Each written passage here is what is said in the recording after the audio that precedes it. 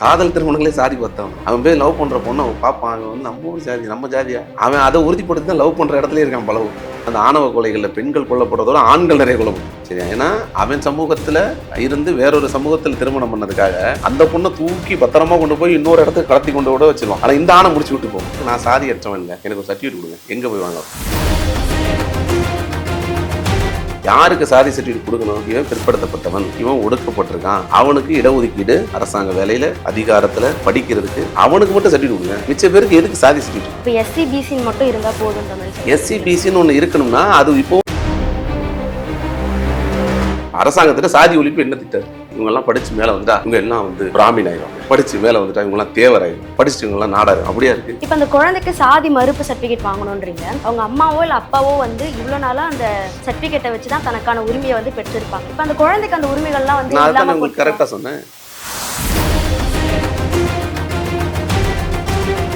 இது வந்து டிஎம்கே குழந்தை, இது ஏடிஎம்கே குழந்தை, இந்த காங்கிரஸ் குழந்தை, சொல்ல முடியுமா? இந்த கட்சி குழந்தையாது. அது எப்படி அப்போ மதம் மட்டும் அந்த குழந்தை அந்த மதத்தோட குழந்தையாது? இப்போ இன்னொரு விஷயம் என்ன இந்த சமூகத்தில் கேட்குறாங்கன்னா, நீங்கள் வந்து சொல்கிறீங்க சாதியை பார்க்குறவங்கள காட்டுங்கிறாண்டிகள் அப்படின்னு. சாதியை பார்க்க வேணான்னு சொல்கிறீங்க, ஆனால் சாதி சர்டிஃபிகேட் ஏன்டா ஸ்கூலில் கேட்குறீங்க அப்படின்ற ஒரு கேள்வி இன்னுமே வந்து தொடர்ந்துட்டு இருக்கு. அதுக்கான என்ன பதில் சொல்றீங்க? சமூகத்தில் சாதி அப்பா செத்துட்டாரு, அப்பா செத்துக்கணும்னு அந்த பொண்ணு வந்து சுடுகாட்டுக்கு போய் பரியல் பண்ணணும், புதைக்கணும். எங்க ஏதாவது ஒரு படத்துல ஒரு பொண்ணு அவங்க அப்பாவை போய் சமாதி புதைச்சிட்டு சரிப்பா வரப்பான்னு சொன்ன செய்தி சொல்லுவாங்க.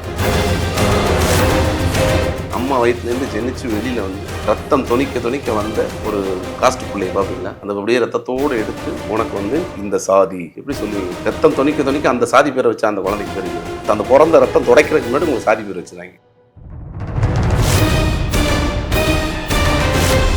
நீர்த்திரை நேயர்களுக்கு வணக்கம். இன்று நம்மோடு இணைந்திருப்பவர் கழுவேத்தி மூர்க்கன் ராட்சசி படங்களின் இயக்குனர் கௌதமராஜ் அவர்கள் இணைஞ்சிருக்காங்க. வணக்கம் சார். வணக்கம் சார். நீயா நானா நிகழ்ச்சி பார்த்தீங்கன்னா இந்த சமூகத்தில் நடக்கிற பல்வேறு பேசப்படாத டேபுன்னு சொல்லப்படுற பல விஷயங்களை பேசி பல நல்ல விஷயங்கள் வந்து மக்களுக்கு விழிப்புணர்வு அடைய செஞ்சுருக்கு. அது சம்மந்தமாக மும்மொழி கொள்கை, அதுக்கப்புறம் இன்னும் பல விஷயங்களை வந்து பேசியிருக்கு. இப்போ என்ன பேசியிருக்காங்கன்னா, கிராமத்து தாய்மார்கள் ஒரு பக்கம், கிராமத்து பெண்கள் ஒரு பக்கம். அந்த பெண்கள் என்ன சொல்கிறாங்க அப்படின்னா, நாங்கள் நகரத்து மாப்பிள்ளையை தான் வந்து கல்யாணம் பண்ணிப்போம் அப்படின்னு வந்து பேசியிருக்காங்க. தொடர்ந்து பல விஷயங்கள் பேசுகிறாங்க. ஒரு பாயிண்ட் ஆஃப் வியூ மேலே வந்து கோபிநாத் அவர்கள் வந்து கேள்வி எழுப்புறாங்க. நீங்கள் வந்து எஸ்சி பையனை கல்யாணம் பண்ணுறதுக்கு ஒத்துப்பீங்களா அப்படின்னு கேள்வியை முன்வைக்கும் போது எல்லாருமே வந்து பின் ட்ராப் சைலண்ட் ஆகுறாங்க. யாருமே வந்து கையை தூக்கல, அதுக்கு சம்மதிக்கல. ஸோ இதுக்கான ரீசன் என்னன்னு நினைக்கிறீங்க? குடும்பமா அல்லது இந்த சமூகத்தினால வர பயம்னு நினைக்கிறீங்களா, இல்லை அவங்களுக்கு புரிதல்ல பற்றாக்குறை இருக்குன்னு நினைக்கிறீங்களா? இன்னைக்கு யாரெல்லாம் சாதி பார்க்குறாங்கன்னு ஒரு கேள்வி கேட்குறாங்கல்ல, அவங்களாம் இனிமேல் அந்த கேள்வி கேட்க முடியாதுன்னு நினைக்கிறேன். அப்படி தான் இருந்துச்சு இந்த இதை பார்க்கும்பொழுது எனக்கு. ஏன்னா இவங்க முக்கியமாக அவங்கெல்லாம் கிராமத்து பின்புலத்துலேருந்து வர்றவங்க மாதிரி காமிச்சிருந்தாங்க. நகரத்து பின்புலத்துலேருந்து வந்திருந்தாலும் கூட எனக்கு பாதி அப்படி தான் இருந்திருப்பாங்கன்னு நினைக்கிறேன். அதுவே 90% அப்படி தான் இருந்திருப்பாங்கன்னு நினைக்கிறேன். ஏன்னா சாதியோட நீட்சிங்கிறது வந்து ரொம்ப பரவி, அது என்ன, அது பயங்கரமான கேன்சர். அது பெரிய கேன்சராக ஃபுல்லாக புற்றாக அது ஃபுல்லாக எல்லா பக்கமும் நிரம்பி இருக்கும்போது இவங்களெல்லாம் அவ்வளோ ஈஸியான வெளியில் வர முடியாது. அதுவும் இதை வந்து ரெண்டு பெண்களுக்கு மத்தியில் வந்து டிபேட் பண்ணும் பொழுது அவங்களுக்கு அவங்ககிட்டேருந்து வர்ற பதிலோட பின்ட்ராப் சைலண்ட் இருக்குல்ல, இதே ஆண்களுக்கு மத்தியில் வச்சுருந்தீங்கன்னு வச்சுக்கோங்க, இது இன்னும் வேற மாதிரி இருந்திருக்கும், இன்னும் பவர்ஃபுல்லாக இருக்கும். என்னென்னா இவங்களாவது சாதியத்தை நான் வீட்டில் கேட்டு சொல்கிறேன்னு சொல்லியிருப்பாங்க. இந்த பொண்ணுங்க அன்றைக்கி பார்க்கும்போது நான் வீட்டில் கேட்டு சொல்கிறேங்கிற கேள்வி மட்டும் தான் இருந்துச்சு. பக்கத்தில் உள்ள என்ன பண்ணுவான், வீட்டில் அம்மா அப்பா என்ன பண்ணுவாங்க, 1008 சிந்தனை இருக்குது சார், அப்படி சார் இப்படி சார் இப்படி இருந்துச்சு. ஆம்பளைங்கள்ட்டெல்லாம் கேள்வி கேட்டிருந்தீங்கன்னா, ஏன்னா அவனே முடிவெடுக்கிற இடத்துல தான் இருப்பான். அடுத்தவங்க ஏதாவது ஒத்துப்பாங்களா இல்லையான்னு தெரியல சார் அப்படிங்கிறது இன்னொருத்தவங்களோட அக்செப்டன்ஸை வாங்குறதுக்காகன்னா அவங்க மனநம்பின் அமைதி தான் அது. அவையெல்லாம் டைரெக்டாகவே அப்படி தான் இருப்பாங்க. ஆண்கள்லாம் யாருடைய இப்போ வந்து வீட்டில் தனி முடிவு எடுக்கிறதுக்கு பெண்களோட ஆண்களுக்கு கொஞ்சம் கூடுதல் இங்கே வந்து ப்ரிவிலேஜ் இருக்குது. ஆனால் அவங்களே கூட இதோட மோசமான சைலண்ட்டில் தான் இருந்திருப்பாங்க. இல்லைனா வெறும் வார்த்தையை தாண்டி அவங்கள்ட்ட வேறு எதுவுமே பிறந்திருக்காது. இவங்களை வந்து நம்ம குற்றம் சொல்லி அந்த பெண்கள் எல்லாத்தையும் ஐயோ இவங்களாம் மோசமானவங்கன்னு சித்தரிக்கிறதுக்கு எனக்கு விருப்பமே இல்லை. என்னென்னா அதுதான் நடைமுறை. பிறந்து சோறு ஊட்டி வளர்க்குறதோடு சேர்ந்து சாதியையும் ஊட்டி வளர்க்கக்கூடிய ஒரு ஊர் தான். அவங்களால அதுலேருந்து வெளியில் வர்றதுக்கு ஏதாவது ஒரு வாய்ப்பு இருக்கான்னு கூட தெரியாது. 10 வயசு என்ன சைக்காலஜியில் ஒன்று சொல்லுவாங்க, இன்ஸ்டிடியூஷன்ஸ் வந்து உங்களை எதெல்லாம் பாதிக்குது, ஒரு முழு மனுஷனாகிறதுக்கு உங்களுக்கு எதோடைய பாதிப்பெல்லாம் இருக்குது. ஒன்று உங்களுடைய மதத்தின் பாதிப்பு, இன்னொன்று உங்கள் குடும்பத்து 3 இன்ஸ்டிடியூஷன் சொல்லுவாங்க. School, family, religion. இது 3னுடைய பாதிப்பில் மட்டும்தான் உங்களால் வெளியில் வர முடியும் இல்லையா? உங்களுக்கு இதில் ஸ்கூல் உங்களுக்கு தெளிவான சமூக சிந்தனைகளையும் என்ன என்ன மாதிரி சமூகத்தை அப்ரோச் பண்ணணுங்கிறதையும் சொல்லிக் கொடுக்கணும். அதுக்கப்புறம் தான் அறிவு. இது குடும்பமும் இதே இடத்துல வரணும், ரிலீஜியனும் இதே இடத்துல வரணும். ஆனால் இங்கே 3லேயுமே நிறைய சிக்கல் இருக்குது. இதில் குடும்பங்கள் மதத்தை வந்து நேரடியாக யோசிக்கும் பொழுது இங்கே இருக்கக்கூடிய மதத்தில் மெஜாரிட்டியரின் மதங்கிறது இந்து மதம்.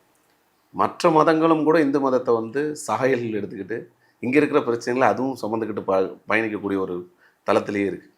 அப்போ இவங்க எல்லாருக்குமான அந்த உளவியல் இதில் அந்த உளவியல் வந்து எப்படின்னா முழுக்க என்னென்னா ஒரு பக்கம் ஆம்பளைங்களில் சாதி சைக்கோக்கள் உருவாக்கிட்டாங்கன்னா இவங்கெல்லாம் சாதி ஜோம்பி மாதிரி ஆகிட்டாங்க. இவங்கெல்லாம் என்னென்னா பெரிய இந்த ட்ரக்ஸ் அடிச்சுட்டு எந்திரிக்க முடியாத ஒரு மனநிலைமையில் இருப்பாங்க தெரியுமா? அந்த மாதிரி இந்த சாதிங்கிற அந்த போதை இருக்குல்ல, அது கொடுக்கக்கூடிய ஒரு ப்ரிவிலேஜ் இருக்குல்ல உங்களுக்கு. அந்த ப்ரிவிலேஜ் என்னென்னா படித்து வாங்குகிற தகுதியை விட நான் பிறந்ததுனால எனக்கு ஒரு தகுதி இருக்குங்கிறது ஒரு பைத்தியம். பிறந்தவொடனே எனக்கு ஒரு கட்டி இருக்குன்னா அது ஒரு நோய் இல்லையா? அதை நம்ம கட் பண்ணி தான் தூக்கி போடணும். ஆனால் அதை நீங்கள் தூக்கி சுமக்கிறது அதனால 4 பயன் இருக்கும்னு சொல்லிட்டு அதை சுமக்கிறது இருக்குல்ல, அப்படின்னா கொடூரம். அது உண்மையாலே அதை பார்க்கும்போது அந்த பொண்ணுங்களுக்கெல்லாம் நான் வந்து என்ன சொல்லணும்னு, ஏன்னா அவங்கள குற்றம் சொல்லி அவங்க தப்பானவங்கன்னு கிரியேட் பண்ணி ஒன்றுமே யாராவது ஒருத்தவங்க இல்லை மாற்று கருத்து சொல்கிறேன்னு கை தூக்கியிருந்தா கூட ஆமா இவங்ககிட்ட இப்படி ஒரு விஷயம் நடக்குதான்னு அதை நம்ம வேறொரு விவாதத்துக்காக உட்படுத்தலாம். எல்லாரும் அது வந்து தமிழ்நாட்டிலேருந்து எல்லா பகுதி மக்கள்கிட்ட இருந்து தான் ரெப்ரசன்டேட்டிவ் எடுத்துகிட்டு போனாங்க. எல்லா பகுதி ரீஜனல் வைஸ் சொல்கிறேன். இப்போ தஞ்சாவூர், மதுரை, திருச்சி, இந்த பக்கம் கோயம்புத்தூர், இந்த பக்கம் இங்கே வேலூர், இந்த மாதிரி இடங்கள்லேருந்து தான் ஆட்கள் வந்தவங்க. எல்லா பகுதி மக்கள்கிட்டேருந்து அவ்வளோ பெரிய சைலண்ட் இருக்குன்னா இது எவ்வளோ ஊடுருவி இருக்குது. இப்போ இந்தியாவில் வந்து மதம் வந்து இங்கே வணிகத்துக்கு பயன்படுது. மதம் வந்து பெரிய வணிகம், பிஸ்னஸ். அதனால தான் இங்கே இருக்கக்கூடிய சாதிய பிரிவுகளாக பிரித்து யாரெல்லாம் வணிகம் பண்ணலாம் அப்படிங்கிற பொது பிரிவுக்குள்ளே கொண்டு போய் இங்கே எவனையும் பிஸ்னஸ் மேனாக ஆக விடாமல் வளர்ச்சிங்கிறது அதிகபட்சமாக நீங்கள் அசிஸ்டண்ட்டாக இருக்கிறது தான், வேலை செய்கிறது தான், வேலை செஞ்சு வர்ற காசு, அசிஸ்டண்ட்டாக இருந்த வர்ற காசு தான் சுருக்கி வைக்கிறதுக்கு மதம் தமிழ்நாடு இல்லாத பகுதியில் பயன்படுது. இங்கே கொஞ்சம் அதை தாண்டி பெரியார் மாதிரியான நிறைய ஆட்கள் வந்த பிறகு அம்பேத்கரோட நீட்சி தொடரும் பொழுது இவங்க வேறொரு விதமான விழிப்புணர்வில் இருக்காங்க.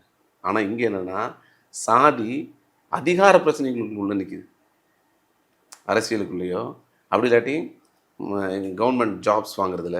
அங்கே என்னென்னா அங்கேயும் இவங்களுக்கு என்ன சிக்கல்னா நீங்களாம் இடஒதுக்கீடு வாங்குறவன் அப்படின்னு கை நீட்டு சொல்கிறதுக்கு அவன் மண்டக்குள்ளே அவங்களாம் இடஒதுக்கீடு வாங்குறவங்க எல்லாம் திறமை சார்ந்து தான் இங்கே வரணும் அப்படின்னு ஒன்று கட்டமைச்சிருவாங்க. உண்மையை சொன்னால் அவங்களுக்கு 18%, இவங்களுக்கு 50%. எம்பிசிங்கிறது தமிழ்நாட்டில் வந்து நம்ம மட்டும் தான் அது விறங்கல, பிசி தான் மற்ற ஊரில். இவங்க எல்லாம் சேர்த்து 50%, அவங்க 18%. நீ அவன்லாம் திறமை இல்லாமல் வந்துட்டான், நீலாம் அவனோட 2 மடங்கு இடஒதுக்கீடு பெறக்கூடிய சமூகம் அது. உங்களுக்குள்ள உளவியல் என்ன இருக்குது? அவன் இடஒதுக்கீடு பெறான் அதிகமாக, எங்கே அதிகமாக வாங்கலை, அவனோட 2 மடங்கு வாங்குறவங்க. இந்த பெண்கள்லாம் பார்த்து உண்மையிலேயே என்னென்னா இவங்க பாரதிதாசன் சொல்லுவார்ல ஒரு விஷயம் என்னென்னா பொண்ணுங்க தான் அடுத்த சமூகத்தை வளர்க்கக்கூடிய முக்கியமான ஆளுங்க. இவங்க தான் அடுத்து என்னென்னு அவங்கள்ட்ட சொல்லி கொடுக்கவும் போகிறாங்க அடுத்த தலைமுறைக்கு. இப்போ இவங்க என்ன சொல்லி கொடுப்பாங்க? இவங்க சொல்லி கொடுக்கறதுக்கு இவங்க எப்படி தயாராகிருக்கிறாங்க? எந்த செயல் திட்டமும் குறைஞ்சபட்ச செயல் திட்டங்களும் கூட ஆம்பளைங்களை தான் போய் சேர்ந்துருக்கு, பொம்பளைங்களுக்கு போய் சேரவே இல்லைங்கிறது வெட்ட வெளிச்சமாக தெரிஞ்சது அந்த நியான நாள். எனக்கு உண்மையிலேயே அதை நினச்சி சமூகத்தின் மேலே என்னென்னா அவங்கள தப்பாக சொல்கிறதுக்கு 1% கூட எனக்கு உடன்பாடே இல்லை. ஏன் நம்மகிட்ட எதுவுமே செயல்பாடோ செயல் திட்டங்களோ இல்லையேங்கிறது மட்டும்தான் எனக்கு பெரும் கோபமாக இருந்துச்சு அதை பார்க்கும்போது. நீங்கள் சொல்கிறபடி பார்த்தீங்கன்னா அங்கே இருக்கிற பெண்கள் எல்லாருமே இந்த சமூகத்தில் விக்டிம்ஸாக தான் இருக்காங்க.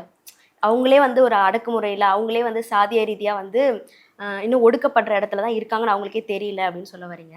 அப்படி இருக்கும்போது இந்த சொசைட்டியில் சாதியத்தை அடுத்த தலைமுறைக்கு கடத்தக்கூடிய ஒரு கருவியாக பெண்கள் தான் இருக்காங்க இன்னும்.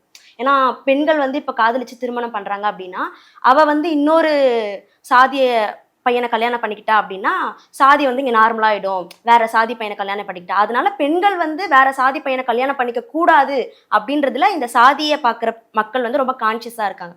அப்போ ஏன் பெண்களை வந்து சாதியை கடத்தக்கூடிய கருவியாக பெண்களை ஏன் வச்சுருக்காங்க?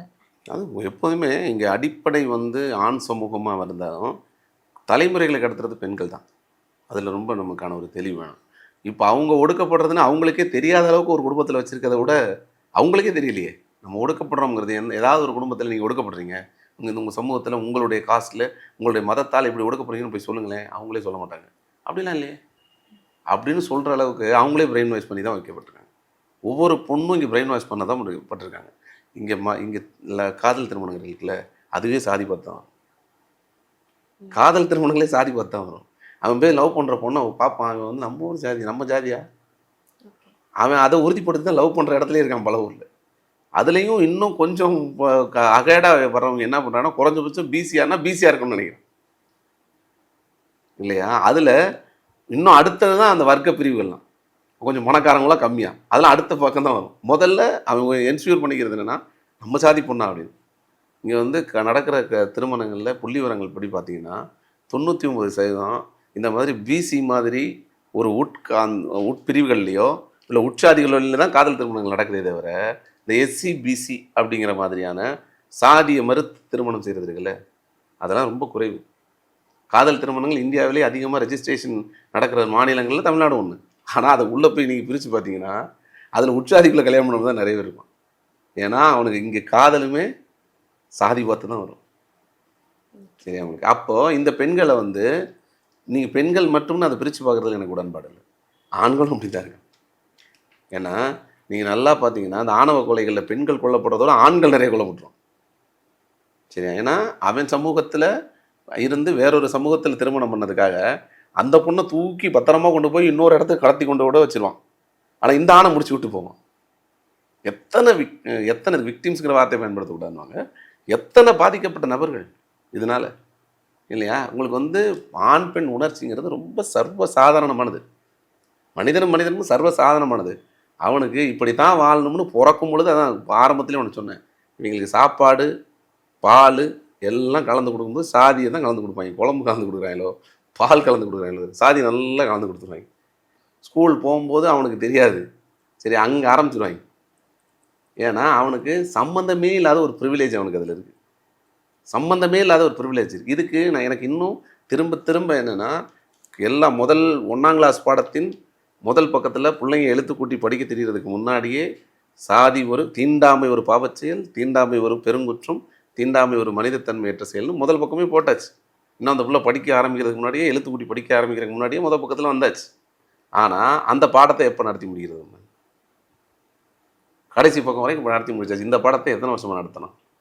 70-80 வருஷமாக நடத்திட்டு இருக்கிறோம். இது எப்போ தான் நடத்தி முடிக்க போகிறோம் அந்த பாடத்தை? தீண்டாமைங்கிறது சாதி தானே, அது தப்புங்கிற அந்த பாடத்தை முதல்ல எடுத்து முடிச்சுட்டுல நீங்கள் அடுத்த பாடத்துக்கே போகணும்.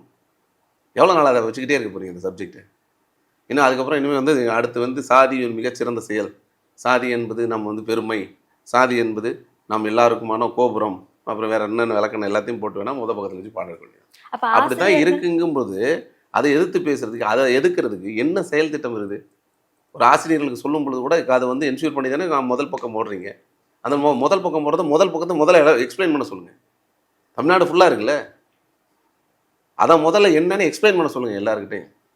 ஒவ்வொரு ஆசிரியர்களையும் முதல்ல பாடம் எடுக்கும்போது, அப்பா இதாம்பா முதல் பக்கத்தில் அந்த பாடம் இருக்குப்பா, ஏன் தெரியுமா அந்த பாடம் இருக்குது, ஏன் எடுக்க மாட்டேங்கிறீங்க? நீங்கள் அதை பாடப்புத்தகத்தின் முதல் பகுதியில் அந்த பாடம் எடுக்கப்படல, என்னைக்கு அது எடுக்கப்பட்டிருக்கு? அந்த பாடத்தை எடுத்துகிட்டு அதுக்கப்புறம் எல்லா பாடத்தையும் எடுங்க. எடுத்தால் மட்டும்தான் இதெல்லாம் மாறும்.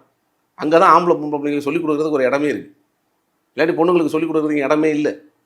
ஆண்கள் வந்து அவன் நண்பர்களாக சுற்றி போகும்போதும் அங்கே இருக்கிறவனை கேட்குறதும் பின்னாடியிலேருந்து வாங்குறதுல எதையோ ஒன்று பண்ணிட்டு போயிடுவான். அவங்களுக்கு சொல்கிறதுக்கு அப்போ இந்த சமத்துவத்தை போதிக்கக்கூடிய இடத்துல முதல் பக்கத்திலே வந்து கொடுத்துருக்காங்க. அது ஆசிரியர்கள் வந்து இன்னும் நல்லா சொல்லிக் கொடுக்கணும். ஆசிரியர்கள் சொல்லிக் கொடுக்கணும்னு அரசாங்கமும் சொல்லணும். ஆசிரியர் நீங்கள் சொல்லிக் கொடுங்க, நான் பொதுவாக சொல்லிட்டு போனேன்னு வச்சுக்கோங்களேன், வந்து எல்லாரோட மனநிலைமையும் ஒன்று தான்.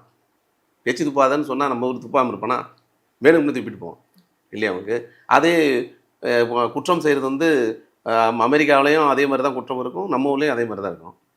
ஆனால் குற்றங்கள் வேறு மாதிரி இருந்துச்சுன்னா அதுக்கேற்ற மாதிரி மாற்றிக்குவான். எதுக்கு சிங்கப்பூரில் தேய்ச்சிட்டு போக மாட்டான்? அது அங்கே வந்து அதுக்கான தண்டனைகள் வந்து மாறும் பொழுது அவன் சைக்கலாஜிக்கலாக ஒரு ஜென்ரேஷன் 2 ஜென்ரேஷன் மாறும்போது ஆட்டோமேட்டிக்காக மாறுவாங்க.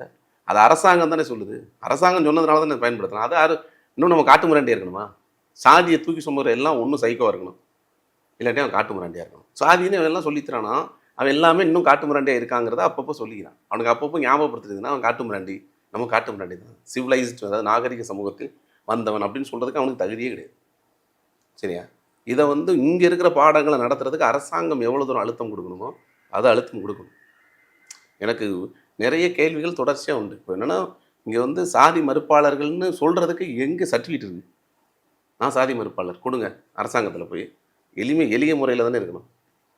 நீங்கள் பக்கத்துலேயே சொல்லிட்டீங்க தீண்டாமை தப்பாக இருக்குதுன்னுட்டு. அதுக்கு ரீசன் சாதி தானே சொல்லியாச்சு. அப்போ என்னென்னா, நான் சாதியற்றவனுங்க, எனக்கு ஒரு சர்டிஃபிகேட் கொடுங்க. எங்கே போய் வாங்கலாம்? கோர்ட்டுக்கு போய் நான் போராடி வாங்கணுமா? உலகத்தில் நோ ரிலீஜியன் அப்படின்னு சொல்லிட்டு சாதாரண சர்டிஃபிகேட்ஸ் இருக்குது. எதுக்கு? அங்கே வந்து ஒரு ரிலீஜனாக, இன்னொன்று பிறப்பால் சமம். எல்லோரும் பிறக்கும்போது எல்லோரும் தானே சமம்.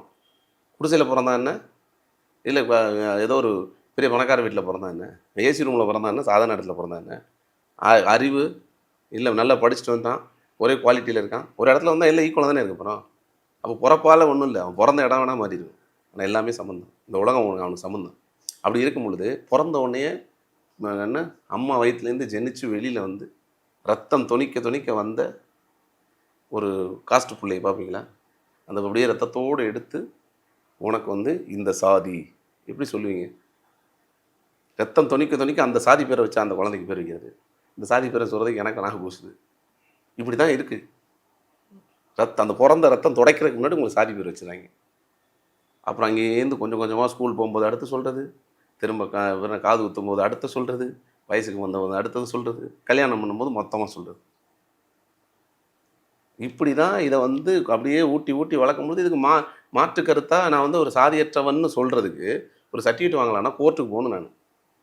ஆனால் சாதியற்றவன்னு சொல்லி சர்டிஃபிகேட் வாங்குறதுல இருக்கிற பிரச்சனை என்னென்னா, ஒரு பிற்படுத்தப்பட்ட பட்டியலின சமூகமாக இருக்கிறோம்னு வச்சுக்கோங்க, நமக்கு இங்கே ப்ரிவிலேஜ் இருக்கணும். ஏன்னா அது பல நூற்றாண்டுகள் பிரச்சனை.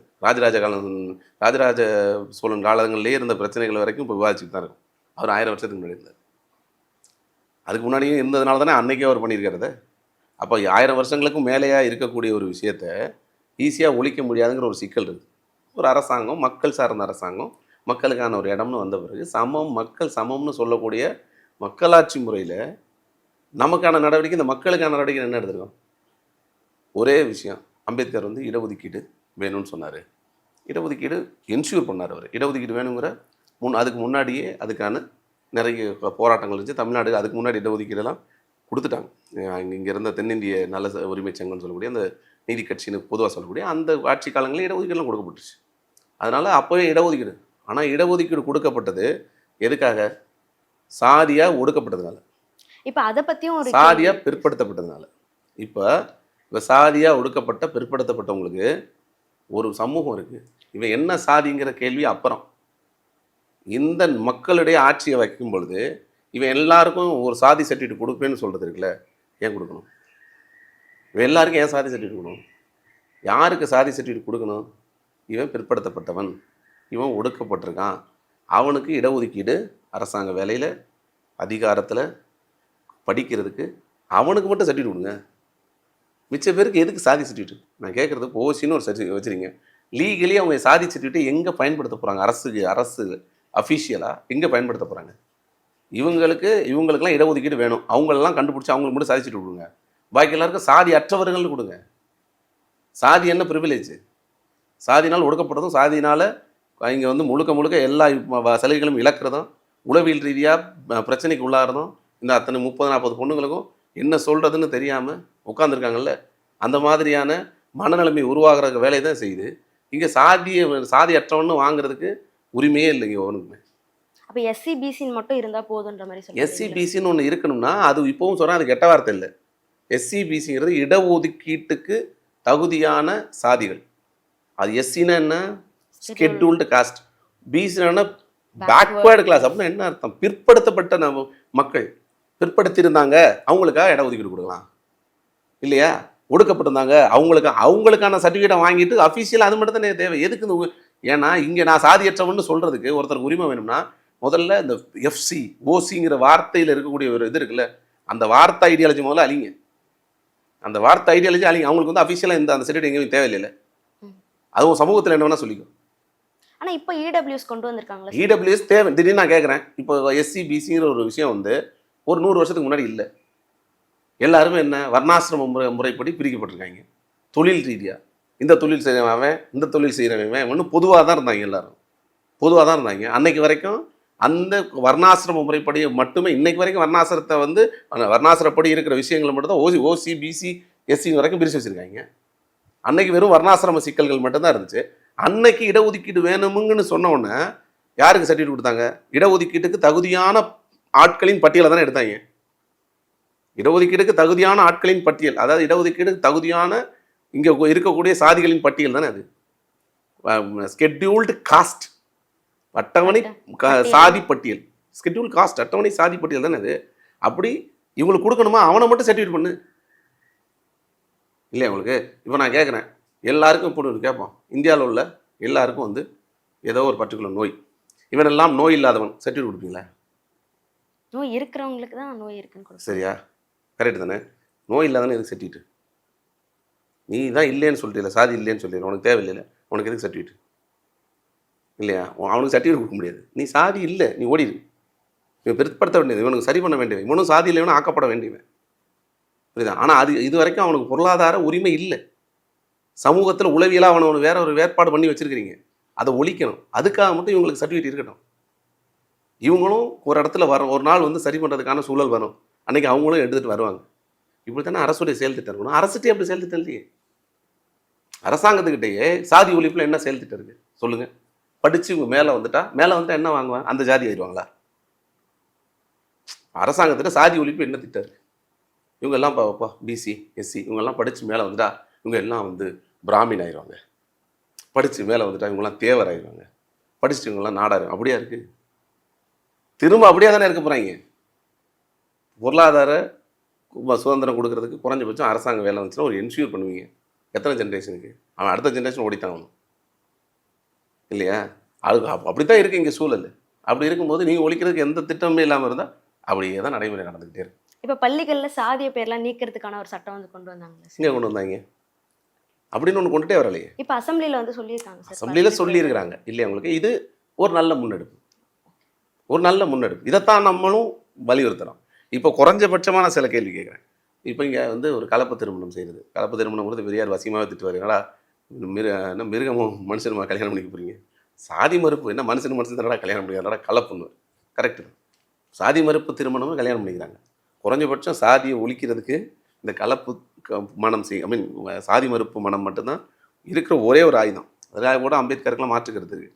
நான் கேட்குறேன், இந்த மாற்று கருத்தோட இதை வந்து இங்கே இருக்கிற எல்லா சாதியை எல்லாத்தையும் எதிர்த்துட்டு கல்யாணம் பண்ணக்கூடிய அத்தனையும் தாண்டி கல்யாணம் பண்ணுறாங்கல்ல, அவங்களுக்கு என்ன நீங்கள் செலவு கொடுக்குறீங்க? அதை என்ன என்ஷூர் பண்ணுறீங்க? ஃபஸ்ட்டு ஒன்று, அவனுக்கு அவன் திரும்ப பண்ணிட்டான், கல்யாணம் பண்ணிட்டான், அவன் பிள்ளை என்ன பண்ணுவான்? ஒன்று அவங்க அம்மாவோட சாதியை போடணும், இல்லாட்டி அப்பாவோட சாதியை போடணும். எங்கள் சாதி ஒழிஞ்சிருச்சு, எங்கள் சாதி ஒழிஞ்சிருச்சு, திரும்ப அந்த சாதி வேற ஒரு வடிவம் வரப்போகுது. அதான் நடக்க போகுது. இப்போ என்னென்னா, அப்படி கல்யாணம் பண்ணிட்டாங்கன்னா அவங்கள சாதி மறுத்தவர்களும் சர்டிஃபிகேட் கொடுங்க இல்லாட்டி. ஏன்னா இவங்க எப்படி இடஒதுக்கீட்டு சமூகங்களை பாதுகாக்கணுமோ அதே மாதிரி அவங்களையும் பாதுகாக்கணும். ஏன்னா அவங்களும் சாதியை மறுத்து வரும்போது எவ்வளோ பெரிய விஷயம் பண்ணிட்டு வராங்க. அவங்களும் இங்கே பாதுகாக்கப்படணும். அவங்களும் வேற ஒரு சர்டிஃபிகேட் கொடுங்க. ஓசிபிசி பிசி எஸ்சி மாதிரி வேற ஒரு சர்டிஃபிகேட் கொடுங்க. அவங்க சாதி மறுத்தவர்களும் அவங்களுக்கு ஒரு சர்டிஃபிகேட் கொடுங்க. புரியுது? இந்த இதர காஸ்ட்டுகள்னு ஒன்று இருக்குல்ல, நீ தேவையில்லை, உன்ட்டு சர்டிஃபிகேட் இருக்கா வாங்கிக்க, சர்டிஃபிகேட் இல்லையா சர்டிஃபிகேட் இல்லாதன்னு இருந்துங்க. நோ சர்டிஃபிகேட் ஃபெலோஸ் வச்சுக்க. ஏன் அப்படி சொன்னால் என்ன கவர்மெண்ட் ஒத்துக்காதா? இப்போ அந்த குழந்தைக்கு சாதி மறுப்பு சர்டிஃபிகேட் வாங்கணுன்றீங்க. அவங்க அம்மாவோ இல்லை அப்பாவோ வந்து இவ்வளோ நாளாக அந்த சர்டிஃபிகேட்டை வச்சு தான் தனக்கான உரிமையை வந்து பெற்றிருப்பாங்க. இப்போ அந்த குழந்தைக்கு அந்த உரிமைகள்லாம் வந்து நான் உங்களுக்கு கரெக்டாக சொன்னேன். இங்கே வந்து எஸ்சி பிசி மாதிரி ரிசர்வேஷன் கொடுக்க வேண்டிய தகுதியுடைய பிள்ளைகளை அவங்களும் இருக்கணும்னு தானே சொல்கிறேன். நான் அந்த சர்டிஃபிகேட்டை அதோடைய சர்டிஃபிகேட்டாக தானே நான் சொல்கிறேன். இங்கே கூடிய அவங்களுக்கு இன்னும் ப்ரிவிலேஜ் இன்னும் இன்க்ரீஸ் பண்ணணும்னு சொல்கிறேன். புரியுதா உங்களுக்கு? ஏன்னா இவங்களுக்கு எப்படி இடஒதுக்கீட்டில் வந்து ஒரு இடம் இருக்கோ அது மாதிரி அவங்களுக்கான ஒரு இடம் கொடுக்கணும். அது வந்து வருஷம் வருஷம் இன்க்ரீஸ் ஆகுதுன்னு வச்சுக்கோம். இந்த வருஷம் 1% இருக்குது, அடுத்த வருஷம் இல்லை ஒரு 2% ஆகுது, 3% ஆகுதுன்னா இப்போ 10 வருஷத்துக்கு ஒரு வாட்டி மக்கள் தொகை கணக்கெடுப்பு இருக்கிறீங்க. எடுக்கும்பொழுது அவங்களுக்கு அதிகமாக இருந்தால் அவங்களுக்கான பெர்சன்டேஜ் அதிகரிச்சுட்டு போங்க. ஏன்னா உண்மையை சொன்னால் அவங்க தான் இந்த ஊரில் செய்யாத அவங்க அப்படி செஞ்ச எல்லாருமே மிகப்பெரிய சாதனையாளர். அதுவும் எஸ்பெஷலி உட்பிரிவுலாம் தாண்டி கல்யாணம் பண்ணுற பாருங்க, எஸ்சி பிசி இல்லையா, இல்லாட்டி இந்த அதர் காஸ்ட் அண்ட் எஸ்சி, அவங்க தான் இங்கே வந்து உண்மையிலே பெரிய சாதனையாளர்கள். சாதி அடித்து உடைச்சவங்க அவங்கள தான் இவங்க வந்து கொண்டாடணும். அவங்கள தான் முன்மாதிரிகளாக வச்சுக்கணும், அவங்கள பாதுகாக்கணும், அவங்களுக்கு வேறொரு புது பிரிவுகளை உருவாக்கணும். அது மட்டும் தான் இப்படி இருக்கலாமா. இன்னமும் அவங்க என்னன்னா மற்றவங்களுக்கு ஆசையை தூண்டுற வேலையை அங்கே தானே பண்ணணும். ஆமால இப்படி பண்ணால் அரசாங்கம் துணை நிற்கும், அரசாங்கம் வந்து நமக்கான ஒரு விதை பண்ணணும். நீ அப்படியில கிரியேட் பண்ணணும். இப்படியில ஒரு சாதி ஒழிப்புக்கான ஏதாவது ஒரு செயல் திட்டம் வரணும். அதை விட்டுட்டு ஏன்னா இப்போ நான் பேசுனதில் சில தரவு சிக்கல் கூட இருந்திருக்கலாம், மாற்று கருத்து இருக்கும் கூட இருக்கலாம். பட் இதில் யாருமே மாற்று கருத்து சொல்ல போகிறது இல்லையே. ஆமாம்ல இது அவசியம் இல்லை, இப்படி ஒன்று வந்துருச்சுன்னா அரசாங்கம் ஒன்று பாதுகாப்பு எல்லாம் நிற்போம் அப்படி தான் நினைப்பாங்க. அப்படி ஒன்று செய்யணும். அது வந்து அரசாங்கத்துக்கு அந்த செயல் திட்டம் இல்லைங்கிறது என்னுடைய எண்ணம். ஓகே. அப்ப இந்த சிக்கல் அப்பாவுடைய சாதியை போடுறதா இல்ல அம்மாவுடைய சாதியை போட்டு வந்து இடஒதுக்கீடான உரிமையை பெறது அப்படின்ற ஒரு சிக்கல்ல இருந்து இது வந்து கொஞ்சம் குறைக்கும். புதுசா ஒரு பிரிவை உருவாக்குவோம், அவங்களுக்கு இடஒதுக்கீடை கண்டினியூ பண்ணுவோம். அவங்க எல்லாத்துக்குமே இவங்களுக்கு என்ன இடஒதுக்கீடுக்கான எல்லா உரிமைகளும் கிடைக்குதோ, சலுகைகளும் கிடைக்குதோ அத்தனையுமே அவங்களுக்கு கொடுக்கப்படணும். அது சலுகைகள் உரிமை, அது முழு உரிமையை அவங்களுக்கு கொடுக்கப்படணும். அதை அரசாங்கம் வந்து உறுதிப்படுத்தணும். அதுதான் நான் சொல்றேன். இப்போ இன்னொரு விஷயம் என்ன இந்த சமூகத்துல கேட்குறாங்கன்னா, நீங்க வந்து சொல்றீங்க சாதியை பார்க்குறவங்கள காட்டு மிராண்டிகள் அப்படின்னு. சாதியை பார்க்க வேணாம்னு சொல்றீங்க, ஆனா சாதி சர்டிஃபிகேட் ஏன்டா ஸ்கூல்ல கேட்குறீங்க அப்படின்ற ஒரு கேள்வி இன்னுமே வந்து தொடர்ந்துட்டு இருக்கு. அதுக்கான என்ன பதில் சார் சொல்லுங்க? இப்போ தான் உங்களுக்கு அதுக்கு முன்னாடியே ஒரு அந்த இது விளக்கமாக சொல்லிட்டேன். இருந்தாலும் நான் திரும்ப சொல்றது என்னன்னா, சமூகத்தில் சாதி பெரும் நோய். சரி, அவங்களுக்கு அது வந்து எப்படின்னா நல்லா இருக்கணும் கிடைச்சி வச்சிருச்சு. நல்லா இருந்தவன் நல்ல மனிதனாக இருந்தான்ல, அவன் வந்து எல்லா சமூகத்திலும் ஒற்றுமையாக இருந்தான்ல, அவனையும் கிடைச்சி வச்சிருச்சு சாரி. அது ஒரு பெரும் மிருகம், கொடிய மிருகம் மாதிரி நினச்சிக்கோங்க. அது வந்து இப்போ அந்த மிருகத்துடைய பரப்பிய நோய் இருக்குல்ல, அந்த நோய் வந்து இன்னும் யாருக்கிட்டலாம் இருக்கோ அதனால நோயால் பாதிக்கப்பட்டவர்கள் இருக்காங்கல்ல, அவங்கள சரி பண்ணுற வேலையை தான் செய்ய வேண்டியிருக்கீங்க. அவங்களுக்கு சர்டிஃபிகேட் இருந்தால் போதும். ஆமாங்க, அவங்க சரி பண்ண வேண்டியவங்க அவங்கள்ட்ட இருக்குங்க. உங்களுக்கு என்ன பிரச்சனை? உங்களுக்கு இல்லையா? உனக்கு தைரியம் இருந்தால் நீ எல்லாமே சாதி சர்டிஃபிகேட் தூக்கி போட்டுரு, சாதி சர்டிஃபிகேட். ஆனால் ஒரு விஷயத்த கூட இருக்க பக்கத்து வீட்டில் இருக்கான்ல, அவனை பாதிக்கிற அளவுக்கு அந்த வேலையை செய்யாது. என் ஊரில் எனக்கு மட்டும் இல்லைங்க அப்படின்னு நீ தூக்கி போட்டினா, நீ என்னன்னா வேறொருத்தனுக்கு துணைக்கு போய் செய்யக்கூடாது அந்த வேலையை. வேறொருத்தனுக்கு துணைக்கு போய், ஏன்னா இங்கே இருக்கிற எல்லாருக்கும் அவன் தான் தூக்கி போட்டானே, நீங்கள் 59 பேரும் தூக்கி போடுங்கன்னு அவங்களோட சூழல் புரியாத அளவுக்கு அறிவற்றவர்களாக அந்த வேலையை செஞ்சிடக்கூடாது. புரியுதா உங்களுக்கு? அதுக்கு தான் நான் உங்களுக்கு ஆரம்பத்தில் அந்த பிரிவுகளில் சொன்னேன். சாதிய இந்த மாதிரி பாதிப்புக்கு உள்ளானவங்க இருக்காங்கல்ல, அவங்க பாதிப்பு போகிற வரைக்கும் இவங்களுக்கு கொடுக்கப்பட வேண்டியது அரசியல் பொருளாதார சமத்துவத்தை ஏற்படுத்துறதுக்கு நம்ம ஒரு வேலையை செஞ்சுக்கிட்டே இருக்கணும் இல்லையா உங்களுக்கு? அதில் தான் கல்வி பெரும் ஆயுதமாக வச்சு அரசியல் பொருளாதாரத்தை இவங்களுக்கு எப்படி உருவாக்கலாம், சமூக சமத்துவத்தை எப்படி உருவாக்கலாம், அதுக்கான செயல் திட்டங்களை உருவாக்கி அதை நோக்கி நகர்த்துவோம். அதுக்கு யாருக்கெல்லாம் அந்த தேவை, யாருக்கெல்லாம் அது பார்க்கப்படணுமோ அவங்களுக்கான சர்டிஃபிகேட் இருக்கும். உங்களுக்கு அதில் என்ன பிரச்சனை? ஆமாம், இங்கெல்லாம் இவங்க எல்லாரையும் நீங்கள் வந்து உனக்கு நான் வந்து இல்லை எனக்கு வந்து எங்கள் தாத்தை மண்ணா, எங்கள் பாட்டை மண்ணா, அப்போ பாட்டனோட சொத்தெல்லாம் கவர்மெண்ட் கொடுத்துரு. பாட்டனோட சொத்து தானே, உன் தாத்தாவோட சொத்து தானே, அவன் தான் பண்ணான், நான் பண்ணலை. எதுக்கு உனக்கு நீ உங்கள் அப்பா தாத்தா வச்சிருந்த சொத்து உனக்கு எதுக்குப்பா? சொத்தெல்லாத்தையும் கவர்மெண்ட்டுக்கு எழுதி வச்சுட்டுப்போ, உனக்கு மட்டும் அது வேணும். பாதிக்கப்பட்டவனுக்கு வேண்டாமா? உண்மைச்சுன்னா பாதிக்கப்பட்டவன் தானே முதல் கவனிக்கப்படணும். உடனே எது கவனிக்கணும்? இப்போ பாதிக்கப்பட்டவங்க கவனிக்கப்படணும், இன்னும் கொஞ்சம் மேலே வரணுன்றதுக்காக தான் ஸ்கூலில் கேட்குறாங்க. ஆமாம், அதுதான் தெளிவு. அதில் ரொம்ப கிளியரான தெளிவு அதுதானம்மா. எத்தனை 100 நான் ஃபஸ்ட்டு சொன்ன மாதிரி 1000 வருடங்களுக்கு 1000 வருடத்துக்கு மேலே இருக்குல்ல அது. அந்த ஒடுக்குமுறை 1000 வருடங்களுக்கு மேலே இருக்கும் பொழுது அவங்கள சமத்துவத்துக்கு கொண்டாந்து சமநிலைக்கு நிப்பாட்டின பிறகு தான் இது எல்லாத்தையும் சரி பண்ண முடியும். சாதி இல்லைன்னு சொல்கிறதுக்கு, நான் எல்லாம் சாதி இல்லை அப்படின்னு சொல்கிறதுக்கு, ஒரு சாதியற்ற ஒரு சமூகத்தை அரசாங்கம் உருவாக்கி அவங்கள அடையாளப்படுத்தி காமிக்கணும். சாதி இல்லைன்னு சொன்னால் அவங்களுக்கு இவ்வளோ ப்ரிவிலேஜ் கொடுக்கணும், அரசாங்கம் அதுக்கு செயல் திட்டத்தை உருவாக்கணும் இல்லையா? அப்போ இப்படி 2 சமூகம் இருக்கும். உலகத்தில் வந்து நோ ரிலீஜியன் 800 கோடி மக்கள் தொகை. உலகத்தில் 100 கோடி மக்கள் நாங்கள் மதமோ சாதியோ அற்றவர்கள்னு செட்டிட்டு வச்சுருக்கேன். 800 கோடி 8:1 சரியா? நம்ம 140 கோடி. 800 கோடியில் நான் எத்தனை 7:1 எத்தனை பேர் இருப்பான்? நம்பரில் 10-20 பேர் கூட சர்டிஃபிகேட் போய் கோர்ட்டில் போய் வாங்கிட்டு வரணும், நான் நோ ரிலீஜியன் வாங்குறது இல்லையா? அப்போ இந்தியாவில் இல்லாமல் 7:1 இல்லவே இல்லை, ஒருத்தன் கூட இல்லை. மிஞ்சி போனால் 100 பேர் இருந்தாலே பெருசு. சாதியற்ற ஒரு 100 பேரை காமிங்க. சரி, 1000 பேர் இருப்பாங்களா சர்டிஃபிகேட் வாங்கினவங்க? சரி, 1000 பேர் வச்சுக்கலாம். எத்தனை பேருக்கு? 140 கோடி பேருக்கு 100 பேரா 1000 பேரா? அப்போ பாக்கி இருக்கக்கூடிய 650 கோடி மக்கள் எவ்வளோ பேர் இருக்காங்க? 110 கோடி பேர் இருக்காங்க, மதமோ சாதியோ அற்றவர்கள். நம்ம ஊரில் இப்போ விட்டு பாருங்கள் ஒரு அரசாங்கத்தில் நான் இந்த சாதி இந்த மதம் அப்படின்னு பக்கத்தில் நான் நோ ரிலீஜன் ஒரு பாக்ஸ் கொடுங்க, டிக் பண்ணிட்டு போகிறான் வேண்டியவன். அப்போ அப்படி நம்ம வெளிப்படையாக சொல்லும் போது எனக்கான உரிமைகள் வந்து கிடைக்காதுன்றதுனால தான் எனக்கு சாதி இல்லை அப்படின்னு தோணினாலுமே அந்த சாதியில இருக்க வேண்டிய சூழல் இருக்கு அப்படின்னு ஆமா. சொல்றீங்க. பிறக்கிற குழந்தைக்கு எப்படி நான் தான் சொல்றேன், ரத்தம் தொய்ய தொய்ய பிறக்கக்கூடிய குழந்தை எப்படி சாதி குழந்தையாச்சு? அந்த குழந்தை எப்படி சாதி குழந்தையாச்சு? அதுக்கு சோறு ஊட்டுற மாதிரி சைக்காலஜி ஊட்டுறீங்கல்ல. பக்கத்து வீட்டுக்காரன் என்ன பண்ணுவான்? எதிர் வீட்டுக்காரன் என்ன பண்ணுவான்? ரோட்ல நடந்து போய் அடுத்த தெருவுக்கு போனா என்ன பண்ணுவ? நீ என்ன ட்ரெஸ் போட்டு எப்படி வளருவ? இத்தனையும் சொல்லிக் கொடுக்குறீங்கல்ல. உங்க குடும்பம் சொல்லிக் கொடுக்குது. அப்பா, அம்மா, தாத்தா, பாட்டன் எல்லாரும் சொல்லிக் கொடுக்குறாங்கல்ல. ஸ்கூல்ல போனா அதான் சொன்னேன், இத களையிறதுக்கு ஒரே இருக்கிற வாய்ப்பு பள்ளிக்கூடத்துல.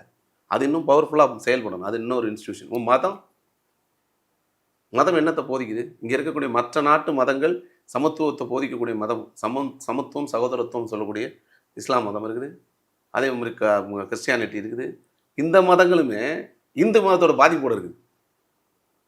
இந்து மதத்தோட பாதிப்போட இங்க என்னெல்லாம் நடக்குமோ அங்க எல்லாமே இருக்கு. அதுல இன்னும் இது கிறிஸ்டியன்லாம் ஃபாதர்கள் எல்லாம் நிறைய யூடியூப் சேனல்ல பேசுறத பார்த்துருப்பீங்க. என்னடா இங்க வந்து சாதி பார்த்துக்கிட்டு இருக்கிறீங்க, சாதி வேணாம் இருந்தாடா அந்தாலே சொன்னாரு அப்படின்னு சொல்லி கத்திட்டு இருப்பாங்க, பார்த்துருப்பீங்க. ஏன்னா அது உலகத்துல இல்லாத அந்த மதத்தை இங்கே வந்தால் கெடுத்துருவாங்க. சரியா? ஏன்னா அங்கே வந்து அந்த மதத்தையும் கெடுத்துருவாங்க. ஏன்னா இங்கே இருக்கக்கூடிய சூழல் அதுதான். ஏன்னா எளிதான ப்ரிவிலேஜ்னால அவங்க அதை எடுத்துக்கிறதுக்கு அவ்வளோ முனைகிறாங்க. இப்போ இதையொட்டி இன்னொரு விஷயம் என்னன்னா, சாதி இல்ல, சாதி அற்றவர்னு சர்டிஃபிகேட் வாங்கிட்டாலோ அல்லது சாதி சர்டிஃபிகேட்டை கிழிச்சு போட்டாலோ சாதி வந்து ஒழிஞ்சிரும் அப்படின்ற ஒரு பார்வை இருக்கு. இது எப்படி பாக்குறீங்க? ஆங்காங்கே ஒருத்தர் 2 பேர் சாதி அற்றவர்னு சர்டிஃபிகேட் வாங்கிட்டா சாதிய மனநிலை யார்கிட்டயும் இல்லாம போயிடுமா? அல்லது சாதி இல்ல அப்படின்னு சொல்றதுனால சாதி இல்லாம போயிடும்? இது தனிப்பட்ட மனிதர்கள் செய்கிறதுனால நடக்காது. புரியுதா உங்களுக்கு? இங்கே இருந்துட்டு இந்தியாங்கிற ஒரு நாடு எனக்கு இல்லை அப்படின்னு நான் சொல்லிட்டேன்னா அது நடக்குமா? நடக்குமா? அது ஒரு பைத்தியக்காரர்களின் கூக்குரல்னு சொல்லுவோம். புரியுதா? அதே மாதிரி ஒருத்தன் சாதியை நான் சர்டிஃபிகேட்டை எடுத்து கொண்டு போய் கிழிச்சு போட்டு சாதி என்பது இல்லை அப்படின்னு சத்தம் போட்டான்னா அது ஒரு பைத்தியக்காரர்களின் சத்தத்தை தவிர வேறு எதுவுமே கிடையாது. அது அரசாங்கம் செய்யணும். திரும்ப நான் ஆரம்பத்துலேயே அதை தான் சொல்கிறேன். நம்ம தனியாக செயல்படுறதுனால இந்த மாற்றத்தை உருவாக்கவே முடியாது. அரசு அங்கீகரிக்கணும். அரசு ஏற்றுக்கொள்ளும் போது தான் இப்போ இங்கே இருந்து எனக்கு இப்போ நான் ஒரு டேட்டா சொன்னேன். அந்த டேட்டா உலகத்தில் உள்ள எல்லா நாடுகளும் தங்கள் நாட்டின் டேட்டாவை கொடுக்குது. அதை கூட்டுறோம், கழிக்கிறோம், ஒன்றா சொல்கிறோம். நம்ம நாடும் அந்த மாதிரி டேட்டா கொடுத்தா தான் உலகமும் ஏற்றுக்கும். உலகத்தில் இன்னும் எங்கள் ஊரில் நோ ரிலீஜியல் இன்னுன்னு அரசாங்கம் சொல்லிச்சுன்னா ஓ அப்படியா இல்லைன்னு தான் சொல்லுவாங்க. அரசாங்கத்தில் நீங்கள் முதல்ல அரசாங்கத்தில் கேள்வி இருந்துச்சான்னு தான் நான் கேட்டேன். அரசாங்கத்தில் நோ ரிலீஜன் எத்தனை பேர் போயிருக்கிறீங்க? நீ சர்டிஃபிகேட் கொடுத்து நீ அவன் ஆப்ஷன் கேட்டு இப்போ யூரோப்பில் பல நாடுகளில் பிறந்த குழந்தைக்கு சாதி சொல்லக்கூடாது. அங்கே சாதி கிடையாது, மதம் தான். குழந்தை என்ன மதம்னு கேட்டால் அது குழந்தை எங்கேருந்து சொல்லணும்? உனக்கு நாங்கள் பாடம் நடத்துகிறோம், அம்மா அப்பா சொல்கிறாங்க இந்த மதம்லாம் இருக்குதுன்னுட்டு. உங்கள் அம்மா அப்பா கிறிஸ்டியானிட்டியில் கிறிஸ்மஸ் கொண்டாடுறாங்களோ நீயும் கொண்டாடு, ஆனால் உனக்கு இப்போ வரைக்கும் மதம் இல்லை. அது நடைமுறையில் இன்னும் நடைமுறையில் தான் இருக்குது. கிறிஸ்டியானிட்டியில் எங்கள் யூரோப்பில் பல நாடுகளில் அது நடைமுறை தான் இருக்குது. அப்போ வரைக்கும் அதுக்கு மதம் கிடையாது. அவங்க அம்மா அப்பாவோடைய மதம் தான். ஏன்னா அவங்களுக்கு ரிசர்வேஷன் இல்லை. அதனால் மதத்தை சொல்ல வேண்டிய தேவை ரொம்ப குறைவு பொதுவெளியில். இப்போ கிறிஸ்டியானிட்டினா ஓப்பனாக ஆமாங்க நான் கிறிஸ்டியானிட்டியை ஃபாலோ பண்ணணும்னு சொல்ல போகிறாங்க. தேவையான இடங்களில் மட்டும் ஏதோ சில ப்ரிவிலேஜஸ் இருக்கும், அதுக்கு மட்டும் தான் அதை பயன்படுத்த முடியும். அதுவும் 18 வயசு வரைக்கும் இருக்கிற எந்த குழந்தைக்கும் அதனுடைய மதம் இல்லை. புரியுது அவங்களுக்கு? அவங்க மதமற்றவர்கள் தான். அது குழந்தை விவரம் தெரிஞ்ச பிறகு மதம்ங்கிறது கட்சி மாதிரி. கட்சி சீட்டோட பிறந்த குழந்தைக்கு கொடுப்பீங்களா? இல்லை. நான் பிறந்தோன்னே வந்து இந்த குழந்தை வந்து இது வந்து டிஎம்கே குழந்தை, இது ஏடிஎம்கே குழந்தை, இது வந்து காங்கிரஸ் குழந்தை சொல்ல முடியுமா? அவள் அப்பா அம்மாவுக்கு வந்து எந்த வேணால் வச்சுக்கலாம். அது எப்படி அந்த கட்சி குழந்தை அந்த கட்சி குழந்தையாது? அது எப்படி அப்போ மதம் மட்டும் அந்த குழந்தை அந்த மதத்தோட குழந்தையாது? இருக்குல்ல வித்தியாசம். அந்த மாதிரி கொள்கை தான் அதுவும். எதை பின்பற்றுறதுங்கிறது தானே அது. இவனும் அவனும் ஒரு பொதுப்படை பண்ணிடலாம். கடவுள்னு ஒருத்தர் இருக்க, ஆன்மீகம்னு ஒன்று இருக்குன்னு இந்த சாஃப்ட்னஸ் பண்ணுறது, பொது ப்ரீச்சிங் பண்ணுறதெல்லாம் பண்ணிடலாம். ஆனால் இதுதானே நிதர்சனம். குழந்தைங்களுக்கு பிறந்தவொடனே நீங்கள் எதுக்கு அதை ஏற்றுறீங்க? அதுக்கப்புறம் ஏற்ற சொல்லுங்கள். வளர்ந்த சமூகமாக நம்ம நாடு ஆரங்கணும்னா, அறிவியலை ஏற்றுக்கிட்ட சமூகம் ஆகணும்னா, இங்கே இருக்கிற பேண்ட் ஷர்ட்டை போட்டு உட்காந்துருக்கேன். சரியா? எல்லோரும் பெண்கள் போடும் பொழுது எங்கள் சாரி எல்லாம் கடந்துட்டு எவ்வளோ வெஸ்டர்னைஸ் ஆகிடுச்சு. எங்கள் வெஸ்டர்னைஸுங்கிறது என்ன? மேற்கு நோக்கிய உலகம், மேற்கு உலகத்தை தானே சொல்கிறீங்க. அப்போ அந்த உலகத்தில் உள்ள அறிவியலை மட்டும் ஏற்றுக்கிறோம்ல, சிந்தனைகளையும் ஏற்றுக்கணும்ல. அந்த சிந்தனைகளை அடாப்ட் பண்ண வேண்டிய சூழல் இருக்குதுல்ல. இங்கே வந்து அவனோடது எடுத்துட்டோம், அவனோட எடுத்தோம். அறிவியலுக்கு எது ஏற்புடையதாக இருக்கோ அதை மட்டும் தான் பயன்படுத்தணும். அறிவியலுக்கு ஏற்புடையதாக இல்லைன்னா ரோட்டில் போய் ஏதாவது ஒரு மரப்பட்டையை நல்லா புழிஞ்சிட்டு அதை கொஞ்சம் காய போட்டு வேணால் கோமணம் கட்டிக்கலாமே தவிர வேறு எதுவுமே எங்கள் அறிவு இல்லை. ஆனால் அதை புழிஞ்சு காய போட்டால் தான் கட்ட முடியும்னு நினைக்கிறதும் அறிவியல் தான். புரியுதா? இதுக்குள்ளே முழுக்க பழமைவாதத்தை கொண்டு போய் செலுத்தி இன்னும் நான் காட்டு முராண்டி தாண்டா, என் மண்டை ஃபுல்லாக அதில் வந்து மூளை வந்து வெள்ளை வெள்ளையன்னு இல்லை சாணியில் முக்கி வச்சுருக்காங்கன்னு சொல்கிறது இருக்குல்ல, பைத்தியக்காரத்தனம். இதுதான் எனக்கு நேற்று பார்த்த அந்த நியானாலும் அவ்வளோ கோவத்தை உண்டாக்குச்சு. இப்போ இன்னொரு கேள்வி என்ன அப்படின்னா, இந்த சமூகத்துல இந்த சோ கால்டு சொசைட்டி என்ன சொல்லி வச்சிருக்கு அப்படின்னா, பெண்கள் தான் வந்து எல்லாரையும் விட கீழ அப்படின்னு சொல்லி நம்ப வச்சிருக்கு. இப்ப அப்படி இருக்கும்போது, ஆண்கள் தான் உயர்ந்தவர்களா பார்க்கப்படுறாங்க. ஆனா இந்த கலாச்சாரம் இது எல்லாம் வந்து உயர்ந்தவர்கள்னு சொல்லப்படுற ஆண்களால கடத்தப்படாம, ஏன் வந்து இவங்க வந்து வீக்கர் செக்ஷனா இருக்கக்கூடிய பெண்கள வச்சு ஏன் கடத்தணும்? ஃபார் எக்ஸாம்பிள் சொல்லணும்னா, "என்னடி புள்ள வளர்த்துருக்கன்னு" சொல்லி ஒரு பெண் கிட்ட தான் கேட்பாங்க. அவருக்கும் அந்த ரெஸ்பான்சிபிலிட்டி இருக்கும். ஆனா அவர் வந்து அத எடுக்க மாட்டாரு. அல்லது ஏதாச்சும் ஒரு கலாச்சாரத்த அடுத்த ஜெனரேஷனுக்கு சொல்றதா இருந்தாலும் பெண் தான் சொல்வா. "இப்படி உட்காரு, இப்படி உட்காராத, அங்க போவாத, இத பண்ணாதன்னு" சொல்லி ஒரு பெண் தான் வந்து கலாச்சாரத்தையும் கடத்துறா. ஏன் வந்து பெண்கள் வந்து இது பண்றாங்க? ஒரு பெண்ணுக்கு பெண் தான் எதிரி அப்படின்னு ஏன் இன்னும் நம்ப வைக்கிறாங்க? இல்லை, இதை நான் இதில் மாற்று கருத்து இருக்கு எனக்கு. அந்த பிம்பத்த வந்து குடுக்குறாங்க இல்லையா? பிம்பம் இருக்கு. ம். நீங்களே சொல்றது மாதிரி அது ஒரு பிம்பம் ம். தான். உண்மையை சொன்னால் நரேஷன் கட்டமைக்கிறதா இது சொசைட்டி அப்படின்னு சொல்றது. பெண்கள்ங்கிறது வேறொரு சிந்தனை. இப்போ நான் சொன்ன சாதிய சிந்தனை மாதிரி இங்கே ஒடுக்கப்படக்கூடியவங்க சிறுபான்மையினர் இருப்பாங்க. சிறுபான்மையினர் சிறுபான்மையினர் நான் சொல்கிறது மதவழி சிறுபான்மையினர் இருப்பாங்க. அது இல்லாமல் ஒடுக்கப்படணும் மதத்துக்குள்ளேயே ஒரு சமூகம் இருப்பாங்க, பெண்களும் இருப்பாங்க. இவங்க 3 பேருமே கிட்டத்தட்ட சொசைட்டிலேருந்து ஒடுக்கப்படக்கூடிய சூழல் தான் இருப்பாங்க. அது மற்ற நாடுகளில் பார்த்தீங்கன்னா சிறுபான்மையினரும் பெண்களாக தான் இருப்பாங்க. இந்தியாவை தாண்டி. இப்படி இந்தியாவை தாண்டி இந்து மதம் இருக்கிற இடங்களில் தான் சொந்த மனிதர்களுக்குள்ளேயே ஒரு சின்ன பிரிவுகள் இருக்கும். இனப்பிரிவுகள் இருக்கலாம். அந்த இடம் இந்த இடத்துல உள்ளவன் பெரியவனா அப்படின்னு அந்த சிக்கல் வேணா அடிச்சுப்பானே தவிர, சொந்த மக்களுக்குள்ள பிரிவுகள் இருக்கிறது சாதி அமைப்பாக இங்கே தான். அதான் சொன்னால் அது உளவியல். அந்த உளவியல் அதிகாரத்திற்காகவும் விற்பனை சமூகம் ஆகிறதுக்காகவும் நிப்பாட்டி வைக்கப்பட்ட ஒரு சூழல். உழைக்காமல் சாப்பிட்றதுக்கு ஒரு தரப்பு மக்களுக்கு பெரும் பகுதியாக பெரும் ஹெல்ப் பண்ணுறது தான் சாதி. வேறு எங்கேயுமே அப்படி ஒரு இல்லை. உழைக்காமல் ஜெயிக்கிறவனுக்கு வாய்ப்பு வேறு ஊரில் எதுவுமே இல்லை. அதிகபட்சம் உழைத்தவர்களை சுரண்டுகிறார்கள், முதலாளிகளுக்கு வேணால் அந்த பட்டம் கொடுக்கணுமே மட்டும். இந்தியாவில் மட்டும்தான் உழைக்காமலே உழைப்பதற்கு பல பேருக்கு சாதி வாய்ப்பு கொடுத்துருது. சரி, அவங்களுக்கு அது அந்த பக்கம். ஆனால் பெண்கள்னு ஒரு விஷயத்தை வச்சுக்கிட்டிங்கன்னா உலகம் முழுவதுமே பெண்களுக்கான எதிர்தரப்பு சிந்தனை தான் இருக்குது. நீங்கள் ரொம்ப வளர்ந்த சமூகம்னு சொல்லக்கூடிய ஜனநாயக வகையில் வளர்ந்த சமூகம், அறிவியல் ரீதியாக வளர்ந்த சமூகம்னு சொல்லக்கூடிய ஐரோப்பா, அமெரிக்க நாடுகளில் கூட இன்னும் நாட்டின் தலைவர்களாக பெண்கள் வரலை. அதை சிந்திக்கணும் நம்ம கரெக்டாக. ஜெர்மன், பிரிட்டன் இந்த மாதிரி ஒரு சில இடங்களில் தான் வந்திருக்காங்க. மார்கரெட் தாட்சர் வந்தாங்க, இப்போ ஜெர்மனில் அந்த வந்தாங்க. அமெரிக்காலே வரவே இல்லையே. அதிபரா கமலா ஹாரிஸ் இது பண்ணாங்க. ஆமாம், அவங்களும் வரலையே உங்களுக்கு. அதுக்கப்புறம் இந்தியாவில் வந்திருக்காங்க, இந்திரா காந்தி வந்திருக்காங்க, இந்த பக்கம் இலங்கையில் வந்திருக்காங்க. உண்மையை சொன்னால் இந்த தேர்ட் வேர்ல்டு கண்ட்ரின்னு சொல்லுவாங்க, 3ஆம் தர நாடுகள்னு சொல்லிட்டு. எங்கன்னா சவுத் அமெரிக்கா, ஆஃப்ரிக்கா, இந்தியா, இந்த 3 நாடுகள் இருக்குல்ல. இந்த 3 நாடுகளில் கூட சில தலைவர்கள் வந்திருக்கிறாங்க. ஆனால் இவங்க அறிவியல் ரீதியாக வளர்ந்த சமூகங்கள் கூட வரலை. ஏன்னா ஆரம்பங்கள்லேருந்து நரேஷன் செட் பண்ணுற இடத்துலையும் பிரிண்டிங் மீடியாலாம் வந்த பிறகு எது சட்டம், எது முன்னுரிமை தரப்படணும், எது கலாச்சாரம்னு எழுதின எல்லாருமே ஆம்பளைங்களே எழுதிட்டாங்க. அதனால என்ன, அவங்களுக்கு பாதுகாப்பான அவங்களுக்கு ஏற்றதை மட்டுமே எடுத்துக்கிட்டாங்க. இன்றைக்கி அந்த சமூகத்தை உடைக்கிறதுக்கு அதிலேருந்து ஆட்கள், அதனால தான் ஒருத்தர் 2 பேர் வந்தாலும் அவங்களுக்கான பெரு வழிகளை உருவாக்கும் வழிகளை அரசாங்கம் செய்யணும்னு சொல்கிறோம். அவங்களுக்கு முக்கியமாக 100% மக்கள் இருக்கிற இடத்துல 50% பேர் அவங்களுக்கு ரிசர்வ் பண்ணுங்கன்றோம். 100 கோடி மக்கள் 50 கோடி இருக்காங்கல்ல, அவங்களுக்கு 50% வேலை வாய்ப்புகள், 50% அரசியல் உரிமைகள், 50% கல்வி உரிமை எல்லாத்தையும் கொடுங்க. கவர்மெண்ட்டில் மட்டும் இல்லை, ப்ரைவேட்டில் எல்லாத்துலையும். ஏன்னா 50% மக்கள் இருக்காங்கல்ல, அவங்களுக்கு கொடுக்குறதுல என்ன இருக்குது? அவங்க வாட்டர் அதுதானே நியாயம். அது எங்கேயுமே இங்கே இல்லை. இதை நான் சொல்கிறத வளர்ந்த சமூகம் எந்த நாட்டில் கொடுத்துட்டாங்க? எந்த நாட்டிலையுமே கொடுக்கப்படலை. இது பேசிக்கான பெண்ணடிமை சமூகமாக எல்லாருமே உங்களோட வீக்கர் செஷனாக பார்க்குற சூழலை ஈஸியாக உருவாக்கிட்டாங்க. இவங்களுக்கு என்ன பிரச்சனைனா, பெண்களை அடிப்படைவாதிகளாக உருவாக்குனதில் ஆண்களுக்கு பெரிய இடம் இருக்குது. ஏன்னா ரொம்ப அவங்கள ஒரு ஒடுக்கி இதுக்குள்ளே தான் இருக்கணும்னு சொல்லி நிறுத்தும் பொழுது அவங்களுக்கான அறிவியல் வளர்ச்சிங்கிறது, அறிவு வளர்ச்சிங்கிறது எங்கேருந்து வரும்? ரொம்ப சின்ன ஒரு வட்டத்துக்குள்ளேயே இருக்கும் பொழுது அவங்க அதில் இப்போ அந்த ஆம்பளைங்களே இவ்வளோ அடிப்படைவாதிகளாக படு மோசமான சிந்தனைகளை பேசிக்கிட்டே இருக்காங்க இல்லையா? இந்த பெண்களுக்கு அடுத்த இதே வியூவே இல்லையே. இன்னொரு இடத்துல போய் பார்க்குறதுக்கும் போய் அப்பா அங்கே ஒரு பார்த்தா தானே உங்களுக்கு இப்படியெல்லாம் இருக்கிறாங்க, இப்படியெல்லாம் சிந்திக்கிறாங்க, இப்படியெல்லாம் நடக்குதுன்னு அவங்களுக்கு எதை கொண்டாந்து காமிச்சிருக்கோம். காமிச்ச பிறகு தானே அவங்களுக்கே சேரும். படித்த பிறகு அவங்களுக்கு வேலை வாய்ப்பு சார்ந்த ஒரு இடத்துல வராங்க. நேற்று அந்த பிள்ளைங்க பேசும்பொழுது சாதிங்கிற ஒரு இடத்துல அமைதியாயிடுச்சு இல்லை. சம்பாதிச்சுட்டு கல்யாணம் பண்ணணுமா, கல்யாணம் பண்ணிட்டு சம்பாதிக்கணுமா, கல்யாணம் பண்ணணும் வேலையை விட்டுறணுமா, கல்யாணம் பண்ண பிறகு வேலையிலே தொடரலாமா, இப்படிலாம் கேள்வி வச்சு பாருங்க. அவங்க என்ன இதெல்லாம் அந்த பொண்ணுங்களாம் என்னெல்லாம் செலக்ட் பண்ணணும்னு கேட்குறதுக்கு நான் எதிர்பார்ப்பாருங்க.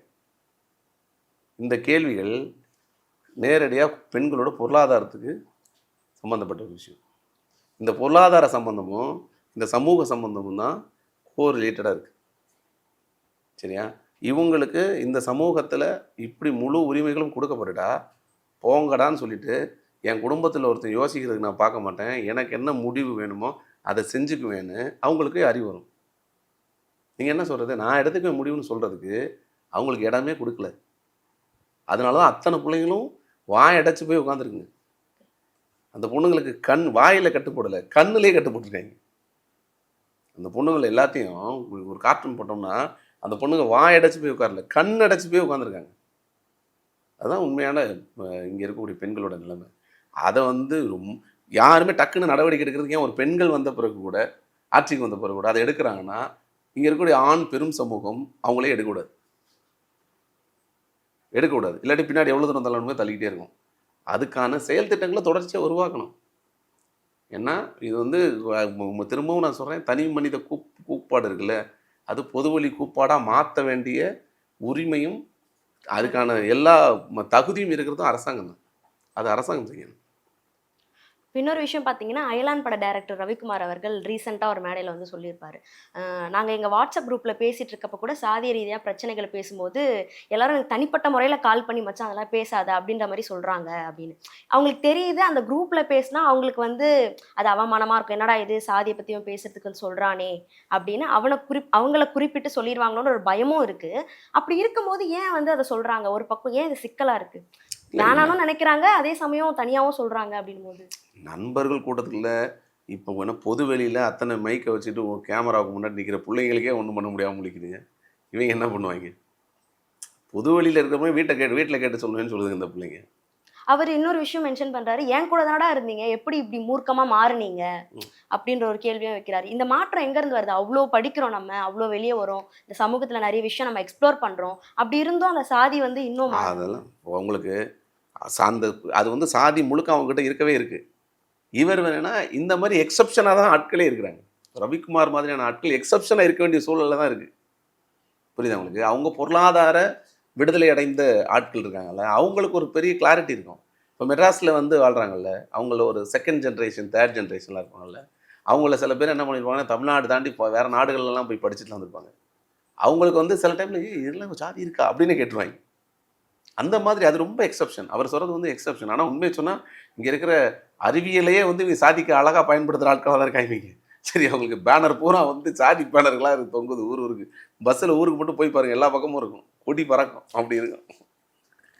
இன்னொரு விஷயம் பார்த்தீங்கன்னா, இன்னைக்கு 2003 ஆணவ கொலை செய்யப்பட்ட கண்ணகி முருகேசன் அந்த வழக்கில் இன்னைக்கு தீர்ப்பு கொடுத்துருக்காங்க. இவ்வளோ 2003 நடந்த இந்த சம்பவத்துக்கு இப்போ தீர்ப்பு கொடுத்துருக்காங்க. தாமதிக்கப்பட்ட கிடைக்கிற நீதி இது இன்னும் இதெல்லாம் ஒரு விஷயமே இல்லை, நம்ம ஆணவ கொலை பண்ணாலும் நம்மளுக்கு நம்மளை பனிஷ் பண்ண மாட்டாங்க, இல்லை இது கண்டுக்காமே போயிடுவாங்க அப்படின்ற ஒரு சூழலுக்கு தள்ளாதா? இல்லை, இது நான் தீர்ப்பு பார்த்தேன். நான் என்னென்னா அது உச்சநீதிமன்றம் உறுதி பண்ணியிருக்கு. அதில் பார்க்க வேண்டிய விஷயம் என்னென்னா, ஆச்சரியமான விஷயம் என்னென்னா, உச்சநீதிமன்றத்தில் இவங்களுக்கு ஒரு தமிழ்நாட்டுடைய சிந்தனையிலேருந்து மாற்று கருத்து இருக்கும். அங்கே இருக்கக்கூடிய வடக்கில் இருக்கக்கூடிய சில அரசியல் தலைவர்களே கூட டைரெக்டாக சாதியை பேசியிருப்பாங்க. அந்த சாதிக்காரங்க அப்படி தான் பண்ணுவாங்க அப்படின்னு சொன்ன முதலமைச்சர்லாம் இருக்கிறாங்க இந்த ஊரில். சரியா? இங்கேருந்து உட்காந்துக்கிட்டு நீங்கள் சில டைமில் அலகாபாத் உச்சநீதிமன்றமும் உயர்நீதிமன்றமும் சில உயர்நீதிமன்றத்தில் அந்த நீதிபதிகள் சொல்கிற கருத்தே நமக்கு ஷாக்காக இருக்குது. என்னப்பா சொல்கிறீங்க நீங்கள்? இப்போ நம்ம ஊரில் அப்படிலாம் சொல்லிட முடியாதுன்னு சொன்னால, அப்படியாப்பட்ட இடத்துல அந்த தீர்ப்பை உறுதி பண்ணுறது முதல்ல வரவேற்றுக்கணும். ரெண்டாவது, நீதிகள் உங்களுக்கு இந்த இதில் எல்லாத்துலேயுமே நீதி தாமதமாக தான் இருக்குது. நீதி தாமதப்படுத்துறது எல்லாத்துலேயுமே இருக்குது. இது நம்ம சொசைட்டியில் இருக்கக்கூடிய மிகப்பெரிய விஷயங்கிறதுனால இங்கே முக்கியமாக இதுக்கு வேறொரு செயல்பாட்டை எடுக்கணும். என்னது எல்லாத்துக்குமே பொதுவாகவே நீதி இந்த மாதிரியான டிலேயில் தான் இருக்குது.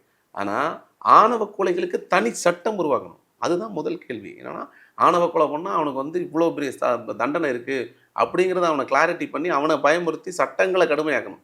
அதுதான் அதுக்கு தீர்வே தவிர இந்த தீர்ப்பை பற்றி இப்போ நம்ம டிஸ்கஸ் பண்ணி ஆனால் அந்த தீர்ப்பில் உண்மையை சொன்னால் அதில் வரவே இருக்கணும் அந்த தீர்ப்பு. ஆமாப்பா அங்கேயுமே அதை செஞ்சுருக்காங்கல்ல. இல்ல இந்த தீர்ப்பை சொல்ல சார். இதே மாதிரி தொடர்ந்து பல வழக்குகள்ல தாமதமா குடுக்குறது, ஆணவ கொலைகள வந்து இன்னுமே வந்து அது ஒண்ணுமே கிடையாது. நம்ம பண்ணாலும் நம்ம வந்து தண்டிக்கப்பட மாட்டோம் அப்படின்னு ஒரு இல்லை பார்வை என்னங்க, வரும்ல. நீதிமன்றத்தை பொறுத்த வரைக்கும் அவங்க வந்து அவங்களுக்கு ஒரு அந்த ஒரு இது இருக்குல்ல, மீன் அவங்களோட செயல், அவங்களுக்கான அந்த செயல் வடிவம் டிலேடாக தான் இருக்குது எல்லா தீர்ப்புக்குமே, எந்த சட்டத்துக்குமே. இந்த கொலைன்னு இல்லை, எல்லா கொலைக்குமே அது வந்து நீதிமன்ற செயல்பாடுகள் வேகம் அடையணுங்கிறதுல, நீதி இன்னும் விரைவாக கொடுக்கப்படணுங்கிறது வந்து உண்மையாலே பெரும் கேள்வி. ஆனால் இது நமக்கு வந்து பொதுப்படையாக இதை வந்து செய்ய வேண்டியது இல்லை. ஏன்னா இதுக்கு வந்து விஷயம் என்னென்னா, இதுக்கு அவங்களுடைய நார்மல் செயல் திட்டத்தோட ஒரு திட்டமாக தான் அதுவும் வந்து நிற்குது. அதில் பொதுவான விஷயம் வந்து நீதி ரொம்ப விரைவாக கொடுக்கப்படணுங்கிறது மட்டும்தான். பட் இதுக்கு வேறொரு தீர்வு என்னென்னா, தனிச்சு ஒரு சட்டம் உருவாக்குறது இருக்குல்ல, அந்த தனிச்சு சட்டம் உருவாக்கும் பொழுது அது மாறும். பொதுவெளியில் சமூகத்தில் பெரிய மாற்றத்தை உருவாக்குறதுக்கு அதுதான். அப்படி உருவாக்குனாலும் மாறிடுவாங்களான்னு சந்தேகம் இருக்கு எனக்கு. என்ன தெரியுமா, அவனை கொண்டுட்டு நான் கூட செத்துருவானாங்கிற அளவுக்கு தான் இவங்க பைத்தியக்காரன் மாதிரி. இவங்க தான் சொல்கிறேனே, எப்போ அவன் கையில் எடுத்துட்டானோ அமெரிக்காவில துப்பாக்கி எடுத்து டொப்பு டொப்புன்னு சுட்டுருவாங்க. ஏன்னா துப்பாக்கி அங்கே வந்து லீகலைஸ்டாக இருக்கும், பர்மிட் வாங்கிட்டா. ஏன்னா அவன் சைக்கோவாக இருப்பான். சைக்கோ படங்கள்லாம் அங்கே படம் வரும். நம்ம ஊரில் சைக்கோ படம் வராது. நம்ம ஊரில் சைக்கோலாம் சாதி சைக்கோவாக தான் இருப்பாங்க. இவங்க தான் சைக்கோவாக இருப்பான். எடுத்து அந்த ஒரே நாள் டப்பு டப்பு 4 பேரை சுட்டுருவாங்க. அங்கே சுட்டாங்கப்பா. நம்ம ஊரில் அதே மாதிரி எங்கே திரும்ப கேட்பீங்க, சாதிக்கு எந்த அருவாள் எடுத்து வெட்டிட்டாங்க. அது நீங்கள் அது உள்ளே தேடுனீங்கன்னா ஏன்டா சுட்டான்னு பார்த்தீங்கன்னா, அது ஏதாவது ஒரு மாதிரி என்ன சொல்லுவாங்க, மாக் பண்ணப்பட்டிருப்பாங்க. அவங்க பயங்கரமாக அதனால தான் அவன் அப்படி ஆயிருப்பான், சைக்கோ ஆயிருப்பான். இவன் சாதினாலே சைக்கோ ஆயிருப்பான். அதே பெருமையா வேற பார்ப்பாங்க. அவன் பெருமை இல்லை, அவன் சைக்கோ பைத்தியம். சுட்டது வந்து பரவாயில்ல, இவங்களை சுட்டிருக்காங்க, கொலை பண்ணியிருக்காங்கன்னு சொல்லி யுவராஜ் போன்ற ஆட்கள்லாம் வந்து கொண்டாடுறது இருக்குல்ல, அந்த மாதிரி அது ரொம்ப கொண்டாடுற மாதிரி தான் கொண்டு போவாங்க. நான் எப்போவுமே எனக்கு மனசில் ஒன்றே ஒன்று தான், அறிவு சார்ந்த ஆட்களின் தலைவர்களை கொண்டாடலாம், தற்குறிகளின் தலைவர்களை கொண்டாட முடியாது. அது ஏற்புடையது இல்லை. சரியா அவங்களுக்கு அதில் என்னென்னா, நம்ம யாரை பின்பற்றுறோங்கிறது இருக்குல்ல, அது நம்மளை வந்து அடையாளப்படுத்தும் இல்லையா உங்களுக்கு. அவங்கள பின்தொடர்றதுனால நம்ம தப்பானவனாக இருப்போம்னு ஒன்று இருக்குல்ல. எங்கன்னா முட்டுச்சந்தில் போய் குழியில் விழுந்த பிறகு அவனை ஏன்டா பின்பற்றணும்னு நினச்சோம்னா வாழ்க்கை போயிடும். சரியா, தொடர்றதுக்கு முன்னாடியே அவன் சரியானவன் இல்லையானு முடிவு பண்ண வேண்டியது நம்ம கையில் இருக்குது. அது ரொம்ப தெளிவு. அதில் இறுதியா ஒரு கேள்வி சார். உங்களோட படத்துல இப்ப இந்த சமூகத்துல வந்து நிறைய ஸ்டீரியோ டைப் இருக்கு. பொண்ணுங்கன்னா இப்படிதான் இருக்கணும், பசங்க இப்படிதான் இருக்கணும், சாதியை வந்து இப்படி வளர்க்கணும் அப்படின்னு நிறைய ஸ்டீரியோ டைப்ஸ் இருக்கு. உங்களோட படத்துல இதுக்கு முன்னாடி இந்த மாதிரி விஷயங்கள்லாம் நான் உடைச்சி வந்து சீன்ஸ் வச்சிருக்கேன் அப்படின்ற விஷயங்களா இருக்கட்டும், இல்லை இந்த மாதிரி சீன் எனக்கு இருக்கு மனசுல, இனி வரக்கூடிய படங்கள்ல நான் இந்த மாதிரி சீன்ஸ் வைக்கலான்னு இருக்கேன், ஸ்டீரியோ டைப்பை பிரேக் பண்ணணும்னா என்ன சொல்வீங்க? நான் ராட்சசி பண்ணும் பொழுது என்னென்னா, அது ஒரு பெண் சார்ந்த கதை. அந்த பொண்ணு ஒரு இந்து பொண்ணு தான், இந்து மதத்தை சார்ந்த, எந்த ஜாதியும் நான் மென்ஷன் பண்ணிக்க மாட்டேன். ஒரு இடத்துல தமிழ்நாட்டில் வேறு ஏதாவது படத்தில் அப்படி ஒரு சீன் தான் சொல்லுவேன். என்னென்னா, அப்பா செத்துட்டாரு. சரியா, அப்பா செத்து போனோன்னே அந்த பொண்ணு வந்து போய் சுடுகாட்டுக்கு போய் பரியல் பண்ணணும், புதைக்கணும். எங்கே ஏதாவது ஒரு படத்தில் ஒரு பொண்ணு அவங்க அப்பாவை போய் சமாதி புதைச்சிட்டு சரிப்பா வரப்பான்னு சொன்ன சீன் சொல்லுங்கள். இல்லை இருக்கா? அப்போ நான் கரெக்டாக தானே யோசித்தேன். அது கூடவே கூட்டு போக மாட்டாங்க, சொல்ல போனால் உள்ளேயே போக மாட்டான். ஒரு பெண் அப்பாவை ஒரு இந்து பெண் வந்துட்டு சாமி கும்பிட்டுட்டு, சாமி இருக்கும், விளக்கு பற்ற வச்சுட்டு தான் அந்த பொண்ணு போகும். சரியா, நான் சரியாக தானே யோசித்தேன். இப்போ இல்லை, இது 5 வருஷம் ஆயிடுச்சு படம். நான் இதுதான் நடக்கணும்னு நான் நினைக்கிறேன். சமூகத்தில் எல்லா பெண்களுக்கும் சமூக உரிமைங்கிறது இங்கே தான் இருக்குது. அங்கே வரும்போது கூட ஏம்மா பொம்பளைங்களாம் வரக்கூடாது, விலைக்கு போங்கன்னும் இல்லையா. நான் அதை கரெக்டாக தான் எழுதியிருந்தேன். இப்போவும் நான் சொல்கிறேன், அவங்களுக்கு விஷயங்கிறது அவங்க பெண்களை மதிப்பது என்பது என்னதுமா, சமமாக நடத்துவது தான். சரியா, நல்லா சமமாக சண்டை ஓடப்படுங்க, சமமாக நடத்துங்க.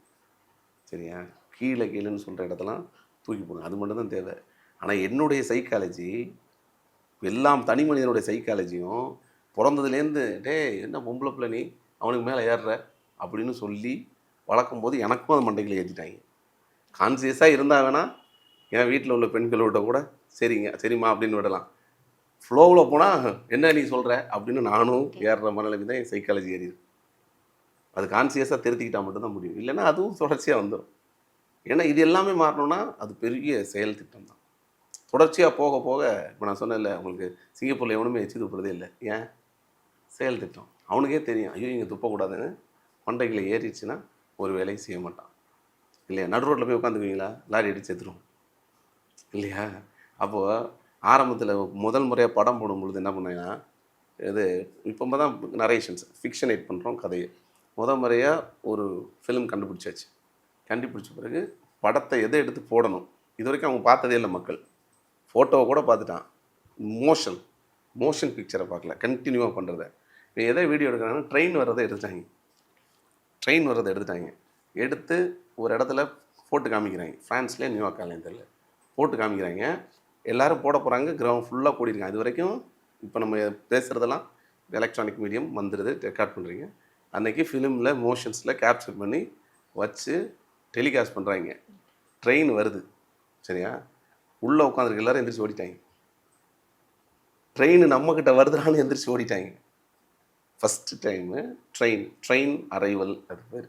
எந்திரிச்சு எங்கள் தேட்டர்லாம் ஓடிட்டாங்க. ட்ரெயின் நம்ம மேலே வருது. ஏன்னா அது வரைக்கும் அவன் பார்த்ததில்லை. புதுசாக பார்க்குறப்ப புதுசாக பார்க்கும்போது அப்படி தான் இருக்கும். மாற்றங்கள் வரும்போது மூவி தானேன்னு கிராஸ் பண்ணி போயிடும். மண்டைக்குள்ளே சைக்காலஜி மாறிடும். இந்த மாதிரி உளவியல் மாற்றங்களை பெருசாக மாற்றும்போது அன்னைக்கு பயந்து ஒன்றாவே எனக்கு அது ஒரு விஷயமே இல்லைன்னு நினைக்கிற மாதிரி எல்லாமே மாறும். ஓகே சார், இவ்வளோ நேரம் நீர்த்துறையோடு பல கருத்துக்கள் சொன்னீங்க. நீங்கள் வாழ்க்கையில் எக்ஸ்பீரியன்ஸ் பண்ண பல விஷயங்களும் பகிர்ந்துக்கிட்டீங்க. ரொம்ப நன்றி சார். நன்றி.